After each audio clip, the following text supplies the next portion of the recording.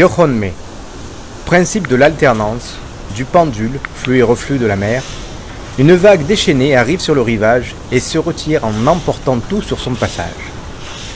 Un flux d'air arrive provoqué par l'action du soleil, le vent commence à souffler, les petites vagues deviennent de grosses vagues, alors les grosses vagues affluent vers le rivage et se retirent après avoir tout emporté comme un tsunami. Pour compléter les explications de la vidéo, je porterai un judogi bleu pour avoir un support visuel pédagogique. Mais n'y voyez là aucun affront. Dans ce principe, Tori sera le tsunami, avec le flux et le reflux. Dans ce principe, Uke va être emporté par le reflux de Tori. Tori a projeté Uke pour Sanbonme. Tori se relève pour se mettre en place pour Yohonme.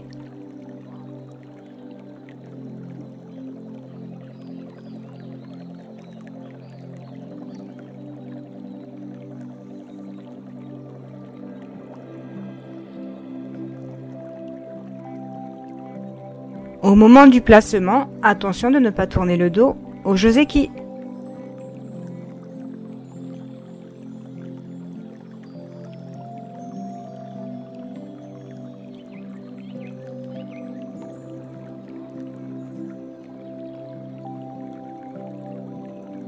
Tori et Uke sont orientés dans le même sens, à 45 degrés vers l'extérieur du tapis. Je me relève, puis j'effectue 5 pas, en commençant par la jambe gauche et en me dirigeant vers l'extérieur du tapis.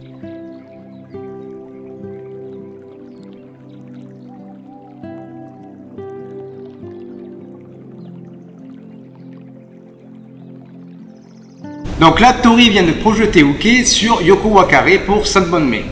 Pour se relever, donc je suis dans ce sens-là, je vais venir me mettre sur le dos. Et pareil, je vais venir faire un petit mouvement de cercle ici pour venir me relever. J'ai toujours le dos droit, je suis assis ici. Et là, je vais plier la jambe droite, prendre appui dessus pour venir me relever. Une fois que je me suis relevé, je suis debout en position Shizentai et je vais avancer de 5 pas en commençant par le pied gauche en diagonale. Même chose là aussi, pour ceux qui ont du mal à se relever en pliant la jambe et en prenant surtout appui sur votre jambe pour vous relever. Là aussi, il est toléré de venir prendre appui sur le tatami. Donc vous pliez votre jambe, vous prenez appui sur le tatami et vous venez vous redresser comme ceci. Je lève mes bras en prenant une grande inspiration. Puis, je recule ma jambe gauche pour me retrouver en Kukutsudashi. Je mets mon poids du corps sur la jambe arrière, puis je transfère ce poids du corps sur la jambe avant pour commencer le déplacement. Attention à ne pas vous mettre sur la pointe des pieds.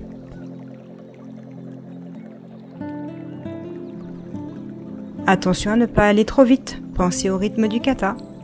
Lorsque vous vous mettez en position, attention de ne pas ouvrir la hanche.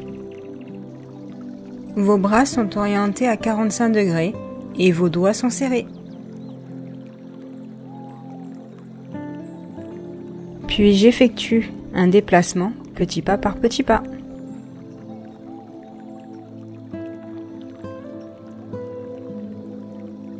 Attention à ne pas faire de vagues.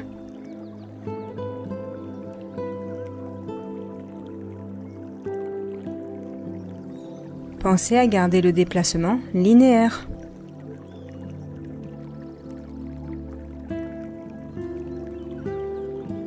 En arrivant vers le milieu du tapis, j'accélère légèrement ma course tout en baissant mes bras.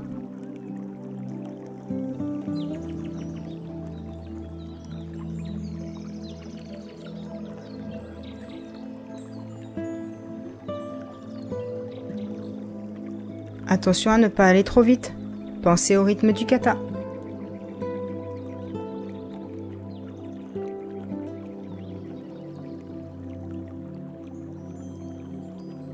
Lorsque je dépasse le quai, mon idée est d'être une vague qui s'éclate sur le rocher.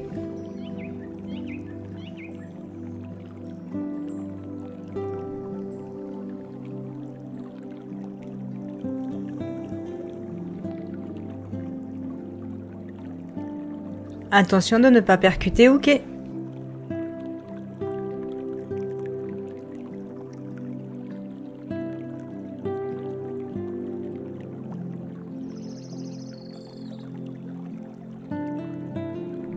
Évitez de faire un détour.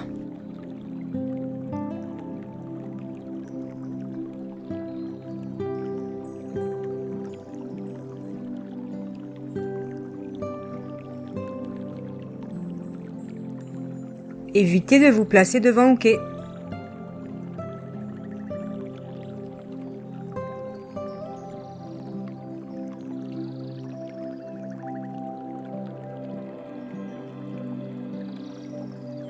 Lorsque je dépasse hooker, je me mets sur la pointe des pieds et je garde la position.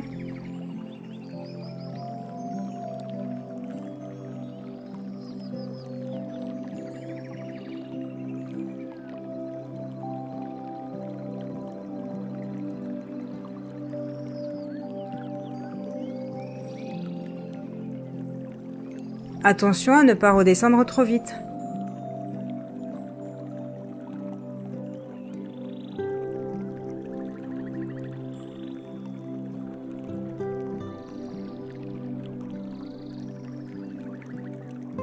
Attention à ne pas perdre l'équilibre.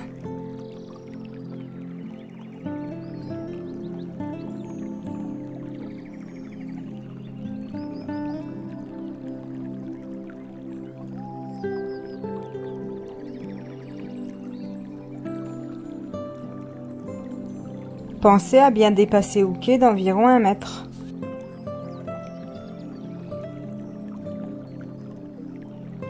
Attention de ne pas être collé à hooker. Donc là, je vais m'éclater vers le rocher. Donc je vais avoir les mains qui vont s'écarter. Une fois que je suis en haut, je vais lever les pieds, garder la position 3 secondes. Et au moment de redescendre, mes paumes de main vont être vers le sol. J'ai les doigts, les bras tendus, mais pas exagérés, pour justement avoir la tension nécessaire. Selon la personne qui vous enseigne Nitsutsu no Kata, il y a 2 formes pour justement décaler son partenaire. Donc vous avez toujours vos bras qui sont ajustés et gainés. Vous n'avez pas une tension exceptionnelle, vous êtes juste gainé. Quand vous le faites, vous avez la possibilité de vous ajuster. Donc quand vous vous ajustez, vous faites droite, gauche, droite, et là vous vous êtes ajusté à votre partenaire. Et là vous allez le pousser en repassant droite, gauche, etc.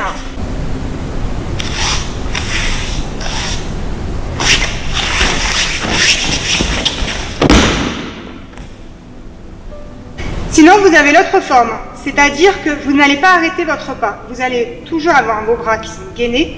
Vous faites droite, gauche, et quand vous arrivez, vous continuez en perdant l'équilibre. Justement pour pouvoir avoir le flux et le reflux.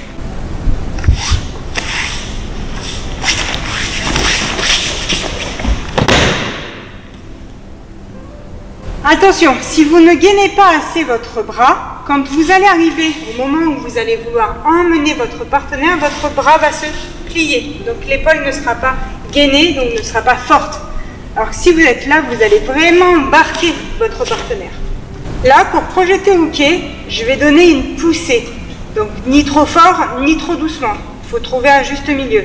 Donc on descend, enfin on continue en avance, et au déséquilibre, je donne une poussée.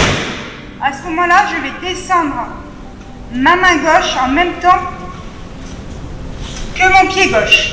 Et quand hooker a chuté, ma main droite va se placer sur le genou ou au niveau de la cuisse.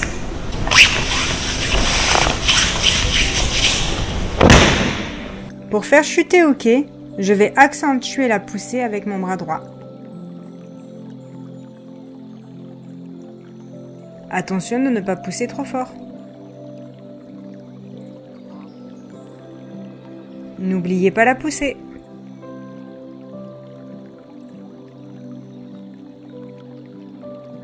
Au moment de faire chuter hooker, je descends mon genou et mon bras gauche. Puis, je ramène ma main droite sur ma cuisse droite. Hooker tente alors de reprendre son équilibre, mais le reflux étant trop fort, il finit par être projeté. Je projette hooker lorsque nous arrivons au centre du tapis. Comme on vient de le voir, quand je m'explose au niveau du rocher, qu'après je reviens, il y a 2 formes. Soit je vais m'ajuster, donc je vais reculer, m'ajuster à hooker avant de le projeter, soit je vais faire comme le courant naturel de l'eau, ça veut dire je m'explose au niveau de l'eau, je viens et j'emmène mon pied pour faire chuter. À ce moment-là, il y a deux méthodes. Vous pouvez choisir celle que vous souhaitez, mais si on suit la logique et surtout l'esprit du kata, la deuxième, qui est le courant naturel de l'eau, est plus adaptée à l'esprit.